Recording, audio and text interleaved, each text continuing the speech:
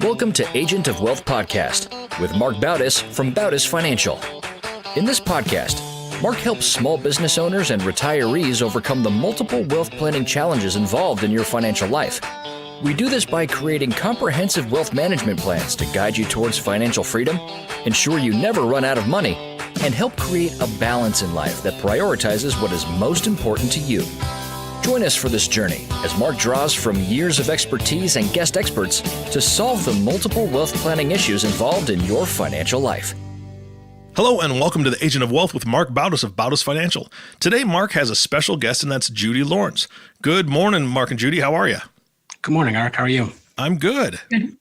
This is Judy, and I am doing very well. Thank you. Great. Thank you, Judy, for being here. Marc, you brought Judy in. Can you go ahead and introduce her to the audience? Sure. Yeah. Judy's a personal finance counselor, a speaker on money management, and the author of 2 financial bestsellers. So today's topic, we're going to talk about budgeting and making sure that your money is working for you. So welcome, Judy. Thank you, Marc.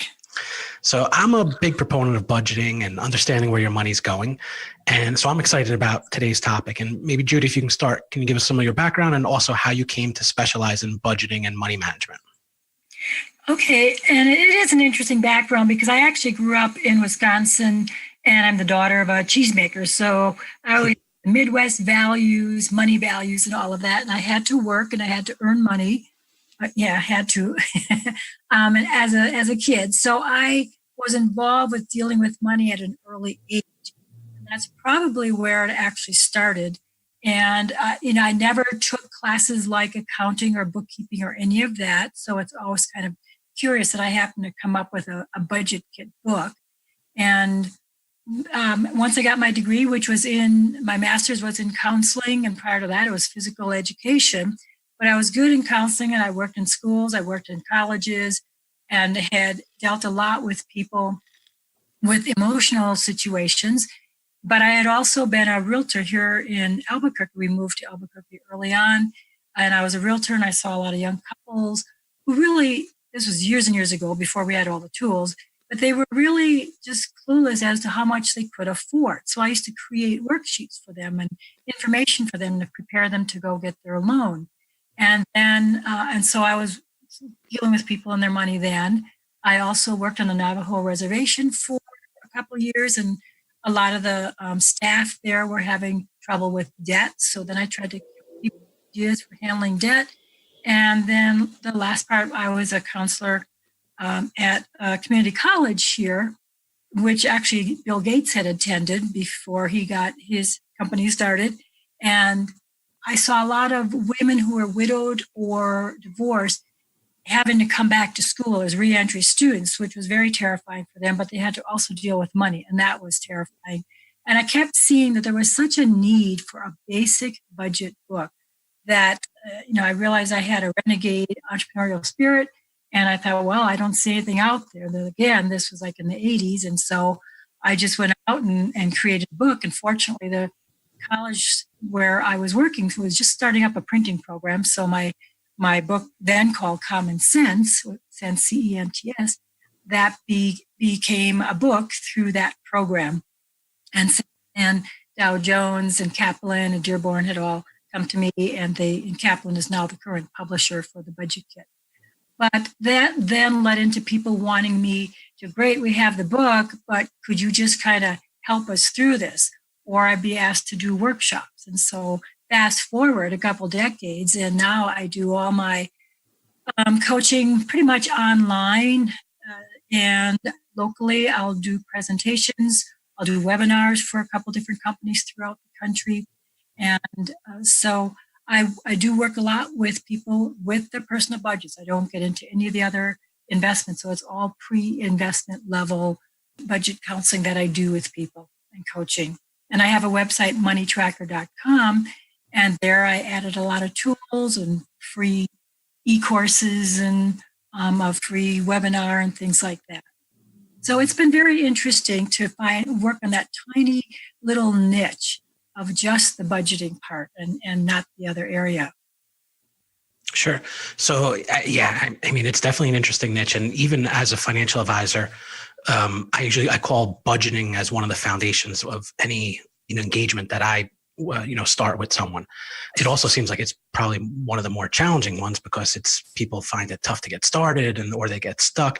How do you approach it? Or do you have a system on, okay, we'll take someone from, that's never done anything with budgeting or money management, and we'll actually get them to a place so that they know where their money's going?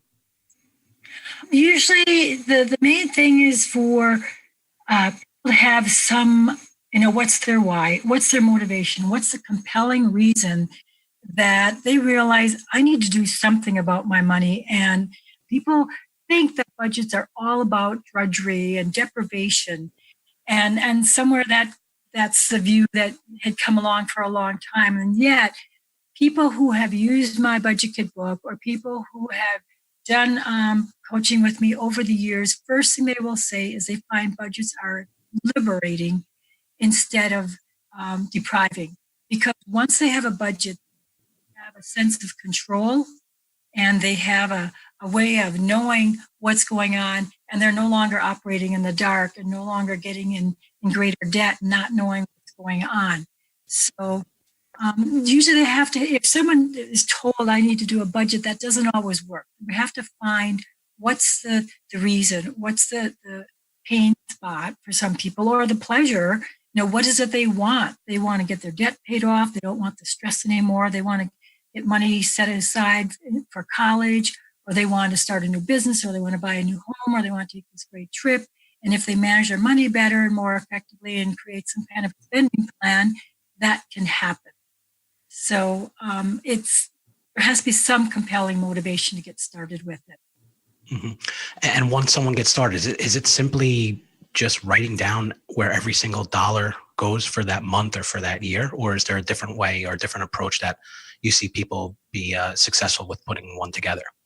And that's what's interesting because, I've been in this literally for decades.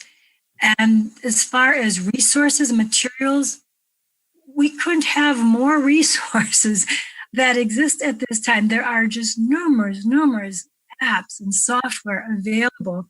And the key thing is to find the best fit for you. And as you said, write it all down. That's usually where people have been told, just write it down. And that's a good start. Now, the key is when you're tracking your money, that is not a budget.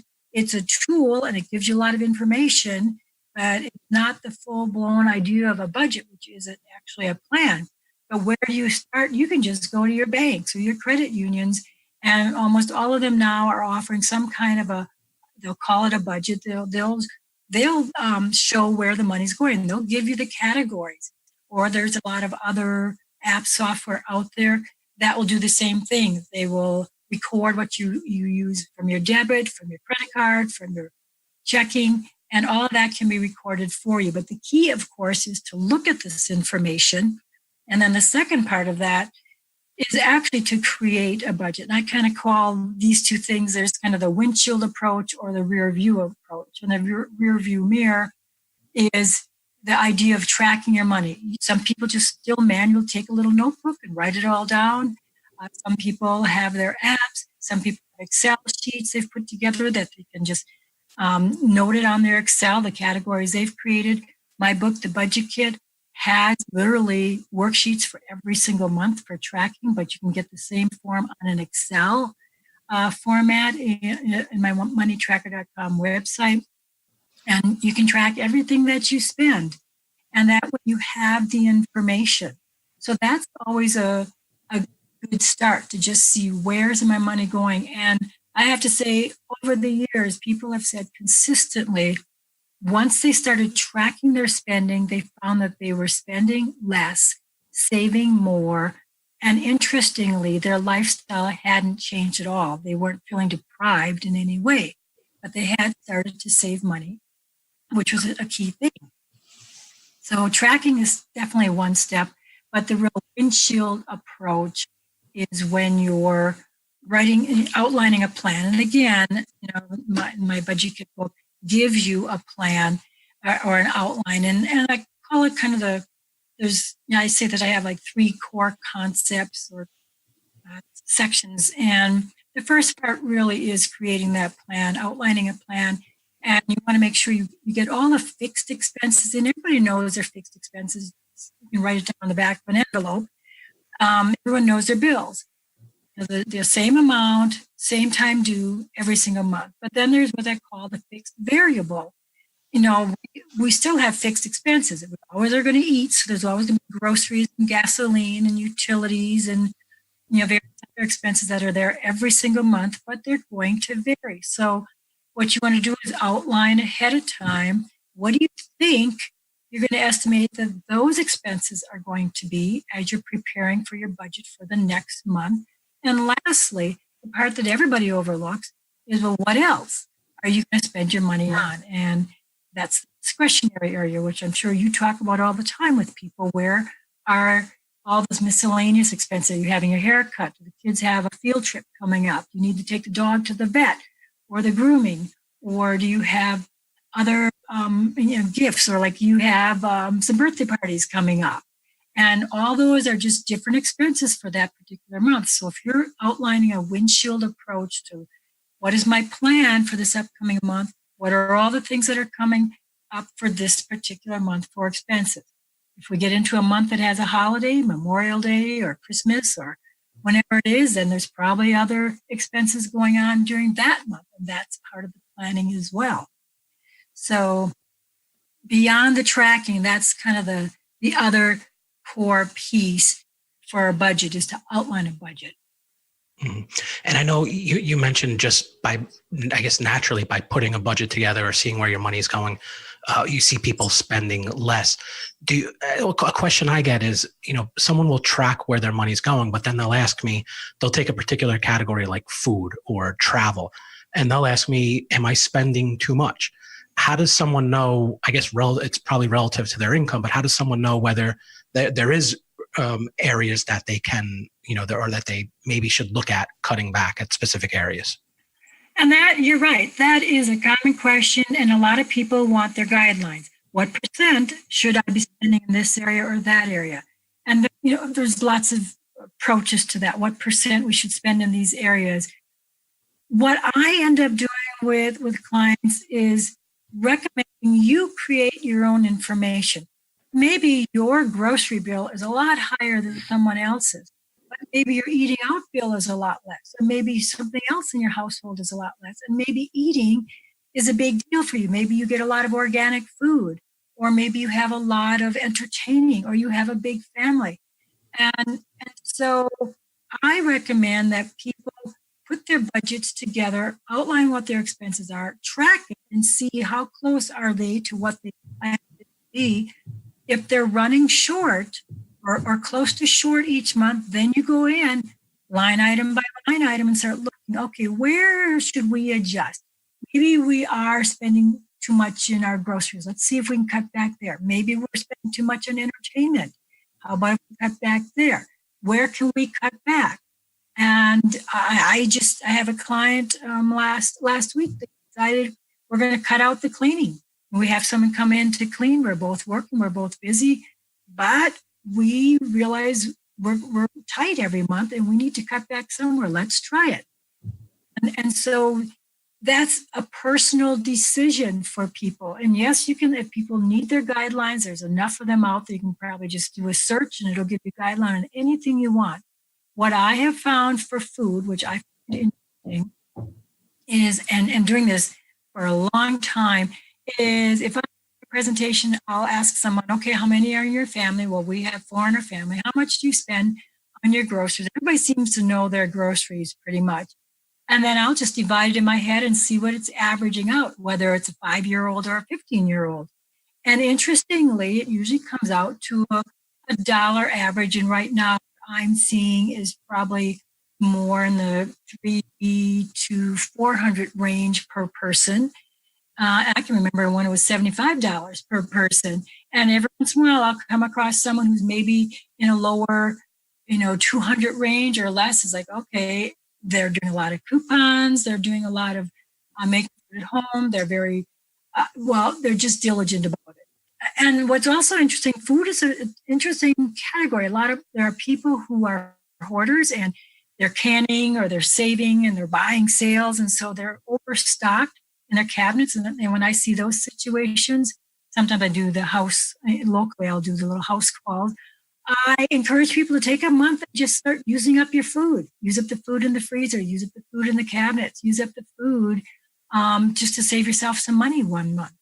And food is a security thing for a lot of people. So it's an interesting area to go. And often people feel guilty. The first thing they say is, we spend way too much on food. And then when I do the little calculation, I'd say, no, you're actually right on the mark. You know, your bill sounds reasonable, but you can try cutting back and see how that goes. Maybe if people drink a lot of sodas, or they drink a lot of or have a lot of snacks, other things like that, you know, those are areas that you could cut. So back to your question, what do you do as far as averages or percents or guidelines? I leave it up to them to decide what their guidelines ultimately are that fit best for them. And I guess it probably has to also tie into their other goals. So you look at your budget and then maybe look at, are they saving enough for retirement? Are they saving enough to put their kids through college? And if not, where's the other places that, you know, they can, the income that comes in is going to be for the most part. Right. And that's where you want them working with their, you know, with you, their advisors. And that's part of fixed expense, making sure that all the retirement's taken care of, emergency savings is taken care of, college is taken care of. And then there may be additional savings so that perhaps you're saving for a new home, or you're saving, maybe you're going to be having an addition to the family, or something that you still have additional savings out there. So yes, you're right. That's all part of your fixed expenses. And do you see, is budgeting just for people who are in debt? I get that question a lot when I'll, you know, try and promote putting a budget, putting a spending plan together. And a lot of people think it's just if you're having financial problems that you need to put a budget together. I know, and that's an interesting one. So just ask the millionaire next door, or someone else that you might know who's doing well financially. And many times you'll find out that they have some spending system in place. They have values, priorities in place. And so they are using budgets. And I mean, yes, people who do have debt do get help. I send them to consumer credit counseling services, but a lot of people reach a point. I mean, my people are all professionals who make a lot of money, and they're coming to me and they're realizing it's time to have a budget, because they want to make sure that they are managing their money as they can, instead of having money trickle away, which happens if you're not paying attention to it, because you have a lot of money. You don't really need to pay attention, but then your money isn't being directed where you want it to go. I created a financial literacy class for our Habitat for Humanity here in Albuquerque, New Mexico. And it was interesting working with that population, because it's the same approach that I use with them as I do with high-end people. And it's the same process. And it's not always about debt, but debt can be a motivator for someone to actually start a budget. But clearly, no, it's not about you need a budget because you are in debt. That's not the only reason people do it. Mm-hmm. And the other question, I work a lot with business owners. Do people with variable income, or their income fluctuates month to month, do they have to budget differently, or is it they can kind of use the same process? In a way, actually, it's the same process. In fact, I remember I added a new section to the Budget Kit book when I had a client who was an attorney, and they did settlement cases every few months. There'd be months that there was no money coming in. So we still had to go through what are the fixed expenses, fixed variables, other kind of expenses, when are they due? And so when that big settlement comes in, you know what your monthly expenses are. You put the rest aside so you can draw from that savings for the next 2 months to cover you. It's the same kind of thing. And granted, people who have variable incomes with commissions or other things, you still have the same expenses. And that's where you always want to make sure you're really planning and estimating how much is going to be coming this month. Will I get a higher commission or a lower commission? And based on that, where do I adjust? And I always want to make sure I'm putting aside in savings to be able to pull from when it's needed in a lower month. So they're almost, I guess, creating sort of this variable income fund that they pull when income is low, and then they replenish when they have months with additional income? Is that how they do it? That's what I always recommend, because it's so tempting to think, oh, we made a lot of money. We now can get the things we want. Right. However, it's forgetting the planning ahead. And another aspect that I include with my budgeting tools is what I call the yearly budget worksheet, which is a way to start anticipating the periodic expenses that come up throughout the year, whether they're quarterly or annually or semi-annually, whether it's your car maintenance or your health exams or your holiday events or the kids going to camp in summer, all things that show up throughout the year, but they're not monthly, and people forget about them, and they end up landing on a credit card over and over and over, which is why the credit card debt keeps growing. And so it's the same thing. If we have a picture of all those periodic expenses showing up during the different months, that's what's kind of running in the background. So if you're on a variable income, it's the same thing. You've got variable expenses, you've got variable income. There's a lot to track. So instead of thinking, yay, I got a big check this month, I can spend it. Let's go back and look at that yearly picture. What are those periodic things coming up the next month? What are expenses I need to be anticipating? What if I have a really low month? How much am I going to need for that month? And so much on track if you have more planning in place. Mm-hmm.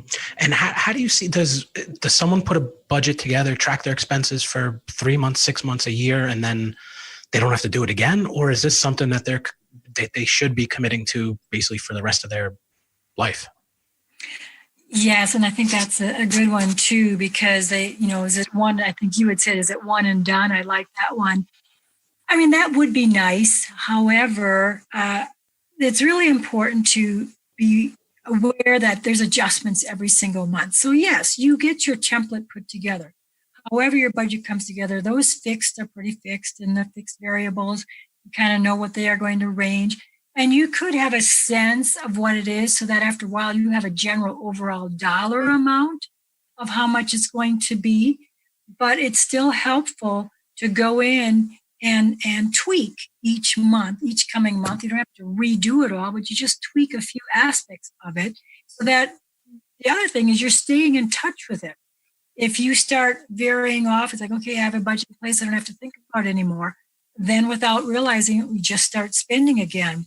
I had one couple, I actually told them I was doing a podcast, and they said, I talked to them about keeping it up and how important is it. And the guy said, oh, you can use us as a case, husband and wife. And he said, even if couples who don't agree on their values or what they should do with their money find that they have some structure in place, it kind of calms the waters and gives them a rational view of their financial landscape. They have a way of knowing what to anticipate and being in tune with it. And for his wife, she said it's a lot of work in the beginning and anxiety at first because you're having to do such honest looking at your spending. But then the rewards are out there so that you're not having to worry so much about the future, and you start looking at things and realizing, well, if I give this up, if I give up HBO, then we'll have more money to put together for a vacation this year, or you have choices with it. So yes, it's good to come up with a template, a core budget, but people do keep it up, and they keep up the tracking for months and years. And then once nothing's changing, they pretty much, once they're in the groove and a habit after a long time, I find people only changing if someone goes off to college or they have a newborn or their job changes or they move or things like that, where there's dramatic differences. Then kind of go back, tweak it all again, and get back on track with a different set of numbers. But overall, it's not necessarily I'll do it one time and forget about it. It's staying tuned in. And you can use all the alerts that we now have on banking. We can have alerts letting us know how much did we spend, how much did we deposit, and what's our next bill coming up. So that can help you stay tuned in as well. Mm-hmm. Yeah, that definitely. And I know you mentioned the book, The Budget Kit, and the templates that it has. How does an engagement with you, if you're working with someone as their, coach or counselor, what does an engagement look like? Do you have calls with them periodically, or is there a lot of upfront work? How do you work with someone? The best part I find with people is, I kind of have a 3-hour block with them. And interestingly, we barely put together a pretty solid budget. We can, if we do more than 3 hours, then we can do a lot more tweaking and a lot more personalizing. But I have people pay me up front for about a 3-hour block. And then it's around $500 that they pay. And we are, during that time, we're looking at the screen. I use join.me, and I'm literally putting a budget together for them using the template from the Budget Kit book. They are watching it come together. I don't want them to have to deal with it initially because it's too overwhelming.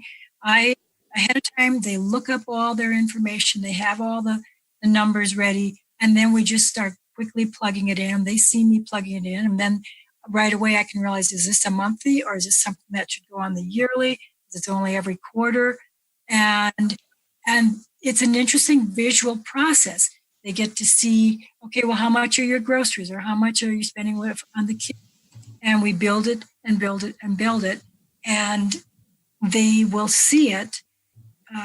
Usually we'll work about an hour and a half first time, and then I try to get 2 more in after that, shorter follow-up sessions. I give them homework. Okay, look up this information and whatever else is needed, and then we'll regroup usually in about a week.